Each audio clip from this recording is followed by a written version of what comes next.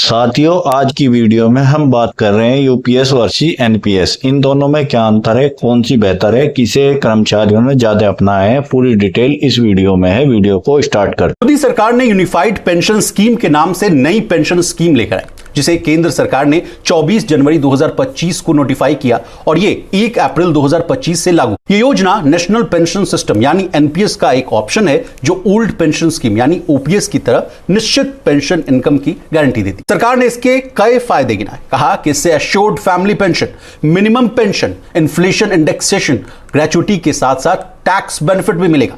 लेकिन इन सब के बावजूद शुरुआत में सिर्फ 1500 लोगों ने यूपीएस को ऑप्ट। इस फेल्योर के बाद सरकार ने केंद्रीय सरकारी कर्मचारियों को इस स्कीम में शामिल होने के लिए 30 सितंबर 2025 तक का समय दिया। लेकिन ताजा अपडेट यह है कि अब तक सिर्फ 24 लाख में से सिर्फ 1 लाख कर्मचारी ही यूपीएस में आए।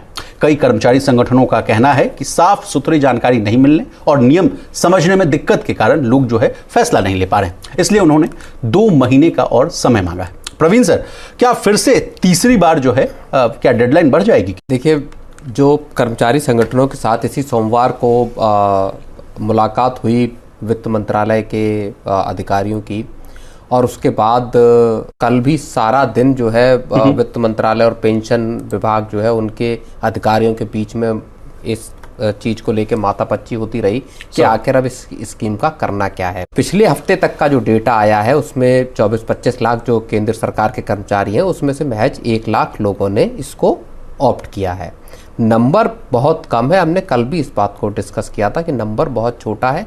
लेकिन अब बड़ी बात यह है जो आपके कर्मचारियों के संगठन है उनका ये कहना है कि दूर दराज के गांव देहात के लोगों तक इसकी स्कीम के फायदे या जो सरकार ने इसमें बदलाव किए इसको और ल्यूक्रेटिव बनाने के लिए, मसलन 25 साल की जगह 20 साल पे लेके आए एश्योर्ड पेंशन को, फैमिली बेनिफिट्स जो बढ़ाए गए, उनकी जानकारी जो आम केंद्र सरकार के कर्मचारी हैं जो दूर दराज के गांव इलाकों में, आप कहना चाह रहे हैं सर कि जो सरकार के द्वारा दी गई जो जानकारी है और प्रचार प्रसार है वो दोनों अपर्याप्त है।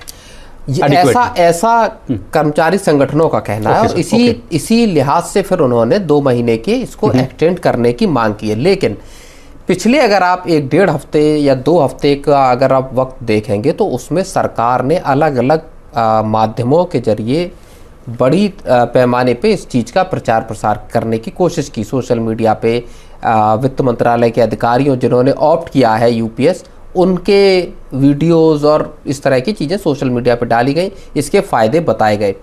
इसके बावजूद अभी तक जो नॉमिनेशंस हैं या जो एनरोलमेंट हैं वो बहुत कम है। 1 लाख का नंबर जब 24-25 लाख कर्मचारियों के सामने आता है तो वो कम नंबर आता है। मुझे ऐसा लगता है कि सरकार अब इसको शायद ही बढ़ाने का फैसला करे। उसके पीछे एक बहुत बड़ी वजह यह है कि सरकार ने कुछ दिन पहले ही एक बड़ा फैसला किया था जो वित्त मंत्रालय के उससे आया, जिसमें सरकार ने ये कहा कि आप जब चाहें यूपीएस से आप एनपीएस में वापस लौट सकते हैं। तो एक शिफ्टिंग का मौका सरकार ने यूपीएस से एनपीएस के लिए दे दिया था, नॉन रिवर्सिबल।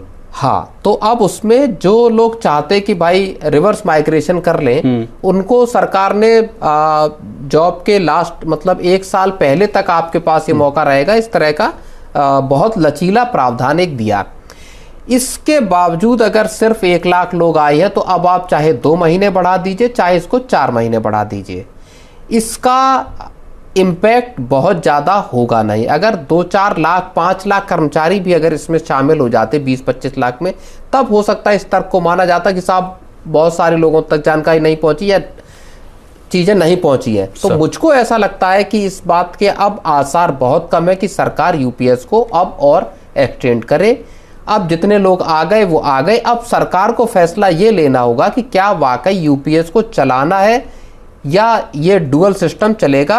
मतलब फैसले अब ज्यादा बड़े लेने की घड़ी है। प्रवीण सर, जहां तक मुझे याद आ रहा है, पहले शुरुआत में 1500 लोगों ने ऑप्ट किया था, फिर उसके बाद ये आंकड़ा बढ़कर 31,155 के आसपास था, उसके बाद 70,000 न्यू एडिशन हुए, तो कुल मिलाकर ये आंकड़ा बोला जा रहा है कि 1 लाख के आसपास। हाँ, ये लास्ट वीक का फिगर है 1 लाख जैसा खबरों में आया है। अब 1 हफ्ते बाद का यानी 30 तारीख आज डेडलाइन है। इस तक कितने लोगों ने कितने लोगों ने ऑप्ट किया होगा, ये अगले 1-2 दिन में डेटा आ जाएगा। हो सकता है सरकार कल ही इस बात का डेटा जारी कर दे। प्रवीण सर, क्या कर्मचारी वर्ग में इस बात की भी जो कंफ्यूजन है कि जब सरकार ही कंफ्यूजन में है कि लोगों को कह रही कि पहले आप एनपीएस से यूपीएस में जाइए, अच्छा फिर ठीक है रुकिए, एक बार का ऑप्शन आपको दे देते हैं, आप फिर यूपीएस से एनपीएस में भी आ जाइए, क्या ये बहुत बड़ी वजह मानी जा रही है?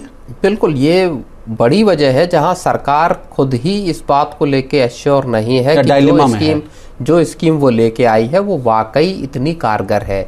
कर्मचारी जब अपनी कैलकुलेशन देख रहे हैं तो उनको शायद इस बात का अंदेशा हो रहा है कि जो एनपीएस में फ़ायदा मिल सकता है वो यूपीएस में नहीं मिलेगा।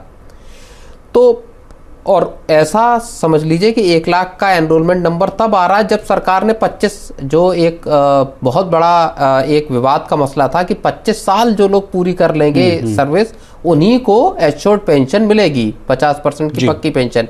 तो सरकार ने उसको घटा के 20 साल कर दिया कि नहीं, और इसका फ़ायदा पैरामिलिट्री फोर्सेस में जो लोग मौजूद हैं जो जल्दी रिटायरमेंट लेते हैं उनको होने वाला था। तो इसके बावजूद अगर नंबर इतना टैक्स बेनिफिट भी दिया गया था सर, टैक्स बेनिफिट्स वाला। हाँ बिल्कुल, तो जब इन तमाम फायदों के देने के बावजूद अगर रिस्पॉन्स इतना ल्यूकवार्म है, इतना हल्का है, तो इसका मतलब ये है कि सरकार अब इसको चाहे, हो सकता है सरकार बढ़ा भी दे कुछ उससे।